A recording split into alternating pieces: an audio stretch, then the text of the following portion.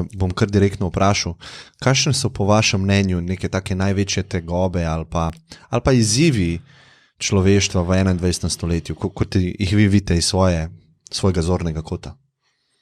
Zdaj, ne bi govoril o hudih, bom rekel, nevarnostih, eskalacij, vojne in tako dalje. Smo relativno blizu in hkrati relativno daleč od dogajanj. Bolj pomembno se mi zdi, da je za družbo pomembno in za posameznike v njej, to kot sociolog ves čas poudarjam, da se zna pravilno umestiti v prostor, kjer je.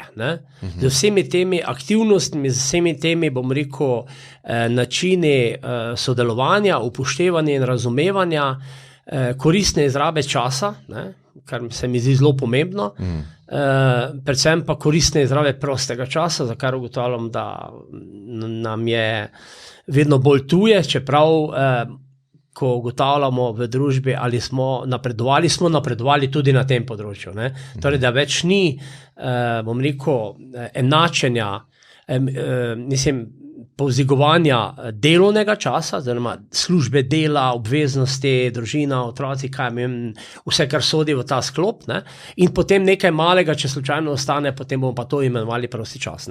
Ne, tega več ni. Torej, tu je postala neka uravnilovka, smo zelo, zelo blizu si, tako da se dogaja, da ljudje znajo v okviru svojega delovnega časa izkoristiti tudi zase nekaj.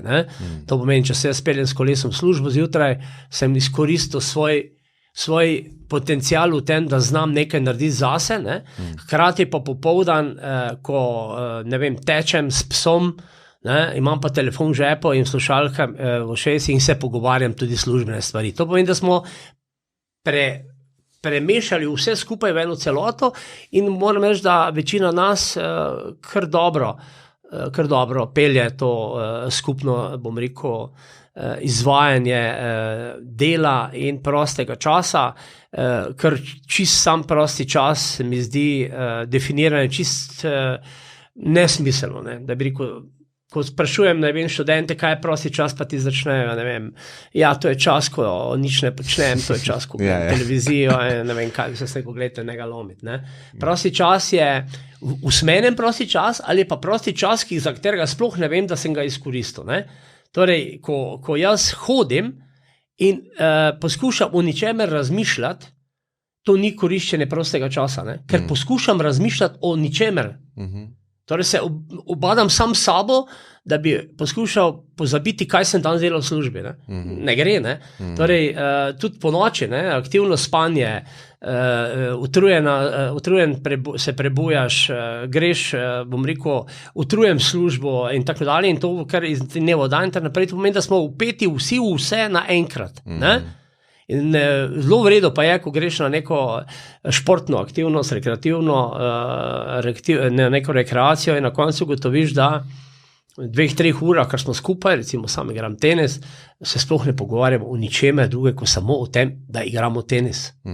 Tudi se ne pogovarjamo o tenisu.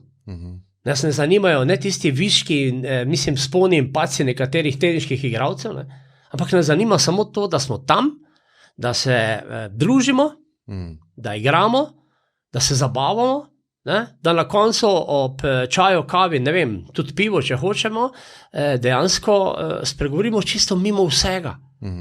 Torej, da se ne pogovarjaš niti o osebnih stvareh, ampak se pogovarjaš, zakaj je nekdo včeraj, ko je prišel na tenis, prinesel zraven meter in zmeril višino mrežice, smo pa vsi amaterji na najnižji ravni.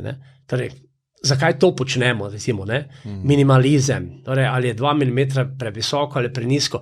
S tem se potem skušamo na nek način pogovarjati o tem, kar je zanimivo, kar je zabavno, kar se nam zdi izguba časa. Po drugi strani pa se rečemo, nekomu je pa 2 mm lahko v življenju zelo veliko. A smem preveriti, če razumem, kaj mislite? A govorite o tem, da smo potopljeni v izkušnjo, ne pa v neki metakogniciji ali pa bi rekel razmišljanju o svojem življenju, ampak da živimo življenje v trenutku In smo fokusirani, niti nismo fokusirani na izkušnjo. Ampak smo. A ni to tisto, kar je najbolj zanimivo v življenju? Da smo v nekem danem trenutku fokusirani na tisto, kar počnemo. Torej, da se ne obadamo z nekimi drugimi, manj pomembnimi stvarmi. Sploh, kadar govorim o usmerjenem prostem času. Ne? A poznate Daniel Kahneman, poznate pa to njegovo teorijo o sistemu 1, sistemu 2, ta dva načina? Kar mi lahko bodite. Daniel Kahneman, mislim, da je leta 2004 dobil Nobelovo nagrado za to knjigo, ki je napisal leta 98, če se ne motim, ali pa 94. Razmišljanje počasi in hitro je naslov knjige, Thinking Fast and Slow, in on v tej knjigi ali pa v tej raziskavah opredeli dva sistema razmišljanja. Ne? Eno je sistem 1 in eno je sistem 2. Sistem 1 je ta naš izkustveni jaz. Ne? Se pravi, ta jaz je fokusiran na izkušnjo takšno, kot je in se dogaja zdaj. Ne? In sistem 2 je pa sistem ali pa naše razmišljanje o našem življenju, ponavadi v prihodnosti pa v preteklosti. Ne? In mi se konstantno preklapljamo. In če vprašamo človeka, ki je v sistemu 1, a je zadovoljen, bo glede na situacijo, v kateri je, čisto drugače odgovoril, kot če je v sistemu 2. Ne? Se pravi, sta v grobem dva jaza znotraj nas, ki sta fokusirana na različne stvari. Ne? In to je pač ta teorija. Ne? In tukaj lahko vse to mapiramo z nekimi praksami kontemplacije ali pa čuječnosti, ko je danes zelo popularna, ne? Ker urimo, vsaj kot jaz vidim, urimo ta sistem 1 in da smo čim dlje časa v njemu, ne? In bolj zadovoljni, recimo. Ja, jaz bom rekel prepletanje. Jaz mislim, da je manj mogoče sistem 1 kot prvi in sistem 2 kot drugi, čeprav se tako imenujeta. Jaz mislim, da je treba ustvariti neko prepletanje med njima, ne? Da poskušamo dejansko živeti na izkušnjah. Jaz se zelo velik poudarek dajem mogoče zaradi let, v katerih sem, ne? Na izkušnje. Ne? Dejansko mi pri posamezniku zelo veliko pomenijo njegove izkušnje. Kaj ti certifikati, pridobljene izobrazbe in tako dalje, govorimo o izdelkih, so minljivi. Če ti nisi vedno nadgrajeval tega svojega nekega certifikata, ne, potem si dejansko izgubil stik z realnostjo. Ne. In jaz menim, da je ravno to pomembno, da v življenju se nekako soočamo s tem, da sem to doživel in na tem poskušam pozitivnem doživetju nadgrajevati to tudi v prihodnje. Ne? Ni nujno, da to tudi prenašam na druge. Dovolj bi bilo v določenih trenutkih, da to tudi sam v sebi razčiščujem. Torej, to je bila, bom rekel, pozitivna izkušnja, ne? Na tem bom poskušal graditi. Če mi bo uspelo, bom zelo vesel, ne? Nikakor pa ne bom razočaran, če ne bom doživel, bom rekel, tega kot pozitivno izkušnjo. Ves čas bi morali stremeti k temu, da nadgrajujemo stvari. Ne? To je mogoče en manjko pri nas, ali na splošno, ali pa tudi pri posamezniku, da na neki točki začnemo stagnirati. Ne? Torej, eni prej, drugi kasneje. Ne?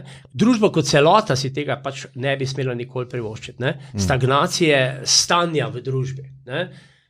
Nujne spremembe, ne vem, kulturne, politične, recimo športne dosežki nas, bom rekel, zelo motivirajo, spodbujajo in tako dalje. To pomeni, da na tem bi morali graditi. Ne? Na uspehih, ne?